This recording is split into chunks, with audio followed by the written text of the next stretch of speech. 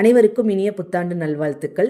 Last year நிறைய struggles இருந்திருக்கும், but அதையும் தாண்டி நிறைய குட் மெமரிஸும் இருந்திருக்கும். அந்த மெமரியோட இந்த இயரை வந்து ஸ்டார்ட் பண்ணலாம். எனக்கு லாஸ்ட் இயர் நிறையவே குட் மெமரிஸ் கொடுத்துருக்கு. ஸோ இந்த இயரில் நம்ம நினச்சது எல்லாமே நல்லபடியாக நடக்கும் அப்படின்ற நம்பிக்கையில் இந்த இயரை வந்து ஸ்டார்ட் பண்ணுவோம். நடந்தது எல்லாமே அப்படியே இருக்கட்டும், நடக்க போகிறது எல்லாமே நல்லதாகவே நடக்கும்.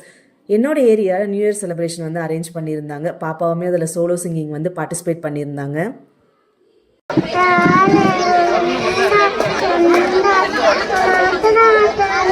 அவங்க நல்லா பாடுறாங்க பாடல அப்படின்றத தாண்டி அவங்க ஸ்டேஜ் ஃபியர் வந்து போகணும். ஏன்னா இப்போவுமே ஏதாவது ஒரு ஸ்டேஜ் ஏற்றி விட்டாங்க அப்படின்னா நான் அதை பேசவே மாட்டேன்.